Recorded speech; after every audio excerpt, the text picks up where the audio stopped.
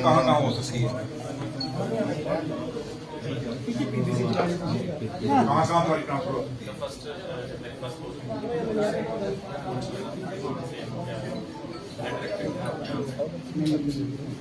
Note करके मुझे दीजिए। क्या काम किया आपने, क्या डेवलपमेंट करनी है आपने, क्या ये क्या कागज आप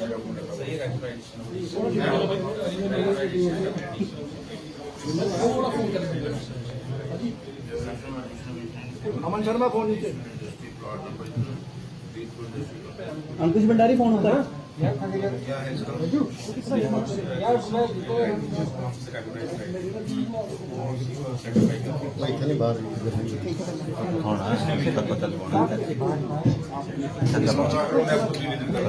जो इन्वेंट्री इसने बनाई है, इन्वेंट्री अभी ले लो, ये इतना कर पाए अब चेंज नहीं होगी, जो इसने बनाई है इसी करो, ठीक है, देख लो ये वो कर ना पाए, ठीक है, पूरा प्रिंट करो।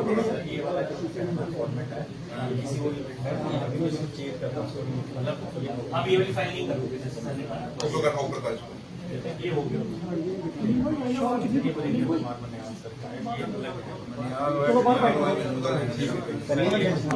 मलिक पे पीएसए लगा है, ये डेमोक्रेसी का कत्ल है, क्योंकि अगर उसने कुछ किया था तो हम एक एफआईआर भी लगा सकते थे, और डिप्टी कमिश्नर डोडा को भी समझना चाहिए था और उसको इतना जल्दी रिएक्ट नहीं करना चाहिए था। और पीएसए की मुझे जरूरत नहीं लगती कि भाई पीएसए तभी लगता है जो आदमी समाज के लिए, सोसाइटी के लिए खतरा हो।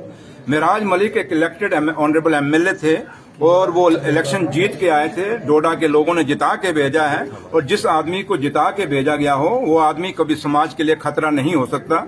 और यही हिंदुस्तान की खूबसूरती है और हिंदुस्तान के आइन की खूबसूरती है कि आपको बोलने का हक है।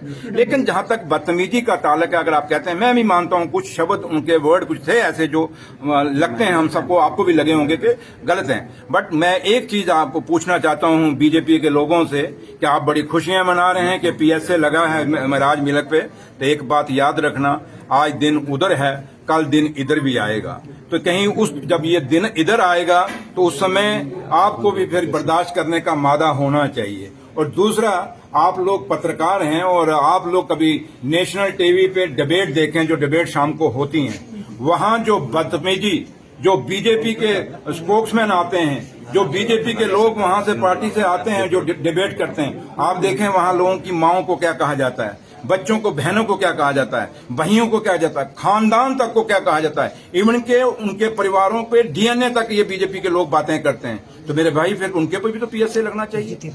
जो भी इस देश के अंदर हिंदू मुसलमान की बात करेगा, भाईचारे को तोड़ने की कोशिश करेगा, या सरदारों के नाम पे कहीं इस भाईचारे को तोड़ने की कोशिश करेगा, जो भी ऐसी हरकत करना पे उन सब पे पीएसए लगाइए। ऐसे ऐसे लोग हैं जिनको आज पीएसए की जरूरत है, वहां क्यों नहीं पीएसए लग रहे? इसलिए ये सवाल बहुत बड़ा है, और ये पीएसए नहीं है महाराज मलिक पे, बल्कि ये हिंदुस्तान की डेमोक्रेसी के ऊपर पीएसए लगा है। लेकिन अभी भी मौका है, सरकार जम्मू कश्मीर, एलजी सरकार, क्योंकि पुलिस उनके अंडर है, ये डीसी उनके अंडर है एलजी साहब के, एलजी साहब को गौर करना चाहिए और सोचना चाहिए। अगर मेराज मलिक ने कोई गलत बोला है तो एक सिंपल एफआईआर भी लग सकती थी। पीएसए जितना बड़ा स्टेप लेने की जरूरत नहीं थी, और रातों रात उसको भद्रवाह से लेके फिर कठुआ तक आप लेके आए। ये कौन सा, वो क्या क्रिमिनल है? क्या वो देशद्रोही है? क्या उसने कोई कत्ल किया है? क्या उसने कोई मिलिटेंट अटैक किया है? ऐसे तो आप कभी मिलिटेंट को भी लेके नहीं जाते आप।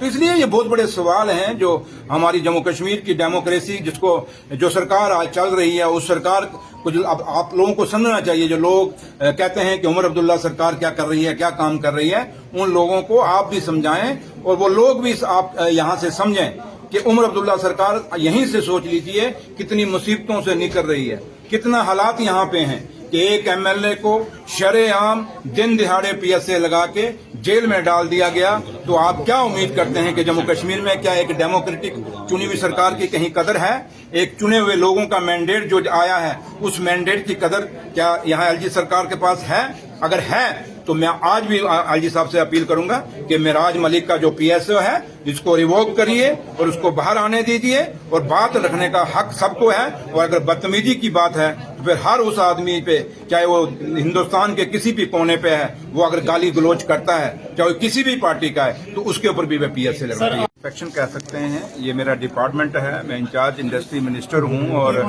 थोड़ा सा था कि मैं देखना चाहता था कि ये डीआईसी जम्मू, क्योंकि बहुत बड़ी एरिया है हमारा, इसके अंडर आता है हमारा बड़ी ब्रह्मणा, गंगयाल सारा आता है, और इंडस्ट्री स्टेट आपका टिकियाना जो है, काफी इंडस्ट्री स्टेट जो हमारे 3-4 इसके अंडर हैं।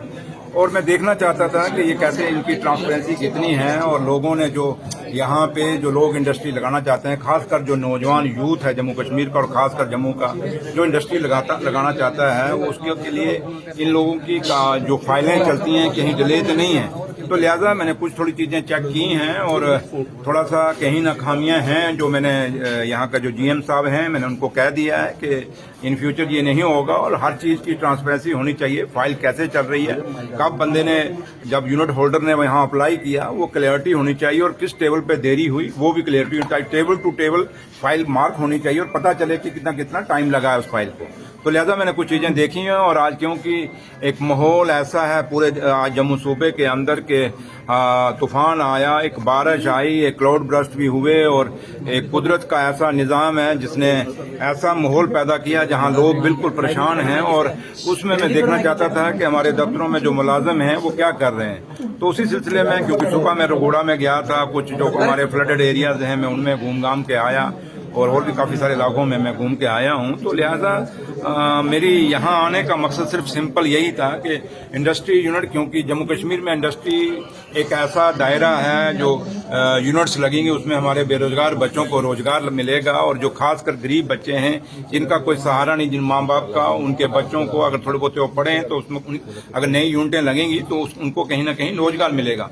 और दूसरा मैं ये चेक करना चाहता था कि कहीं ये ना हो कि हमारे से पहले जब हमने ये हुकूमत उमर अब्दुल्ला सरकार ने संभाली, उससे पहले मैक्सिमम जो बेनिफिट दिए गए, इंसेंटिव्स दिए गए, या जो भी इंडस्ट्री के प्लाट दिए गए, बाहर के लोगों को दिए गए हैं। तो मैं अब उस पर बड़ी नजर रखा हूं कि हम बाहर की लोगों को इंडस्ट्री लगाने के बजाय हमारे जम्मू कश्मीर के और जम्मू सूबे में जम्मू के लोगों को प्रायोरिटी मिलनी चाहिए। हमारे लोग जो नौजवान इंडस्ट्री लगाना चाहते हैं उनको एक बड़ा फ्री एंड फेयर माहौल मिले, उसके लिए मैं यहाँ पे आया था। और खाली यही नहीं, मैं आगे भी आता रहूंगा, और कुछ चीजें जो मैंने देखी मैं डायरेक्टर इंडस्ट्री से भी बात करूंगा, और मैं जीएम को अपने पास बुलाऊंगा।